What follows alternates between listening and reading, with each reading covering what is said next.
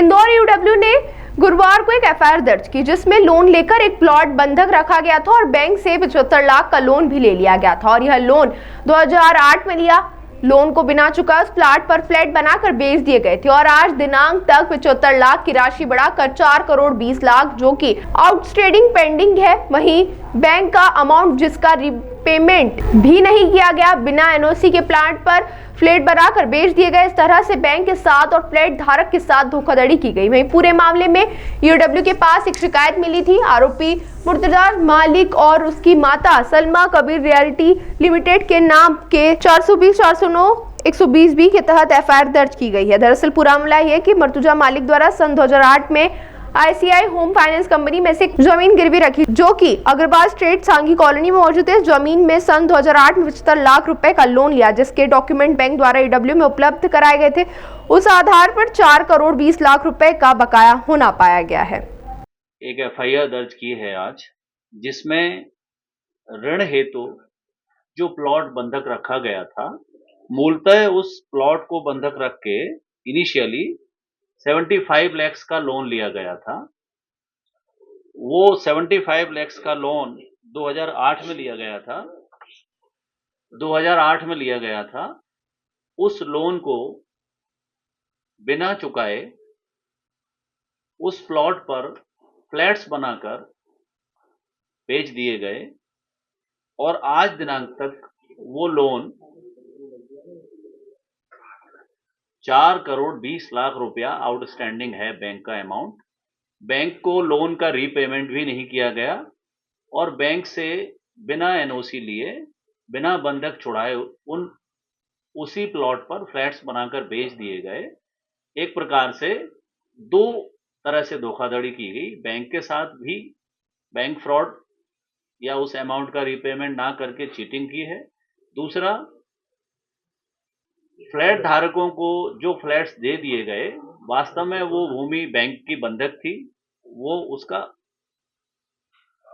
वैध स्वामित्व उस व्यक्ति के पास नहीं था कि ताकि वो उसकी रजिस्ट्री दूसरों को कर सके। इस पर हमने मुकदमा पंजीकृत किया है, जिसमें एक शिकायत हमको मिली थी।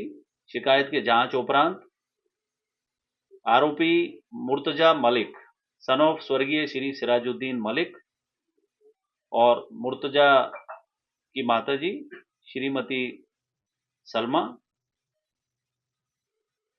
और इनकी कंपनी जिसका नाम है कबीर रियल्टीज लिमिटेड, इसके विरुद्ध अपराध जो है 420, 409 और 120B के तहत पंजीकृत कर अपराध विवेचना में लिया गया है।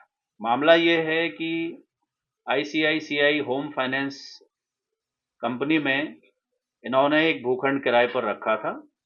ये भूखंड जो है वो एक अग्रवाल स्टेट सांघी कॉलोनी इंदौर में है। इस भूखंड पर 2008 में, जैसा कि मैंने बताया, 75 लाख रुपए का लोन लिया था।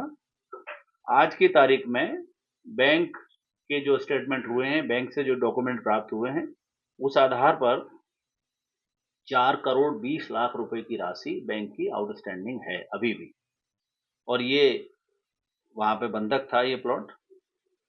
इस आधार पर कबीर रियल्टीज और उसके मालिकगण, उसके जो डायरेक्टर हैं मुर्तजा और उनके परिवार के लोग, इनके विरुद्ध प्रकरण दर्ज कर विवेचना में लिया गया। इंदौर के सभी शहर के लोग। सर, ये फ्लैट के जो प्लॉट बंधक गिरवी रख के लोन लिया था जी, क्या साइज था और उस पर कितने फ्लैट बनाए, उसकी बिक्री से कितनी राशि कमाई होगी?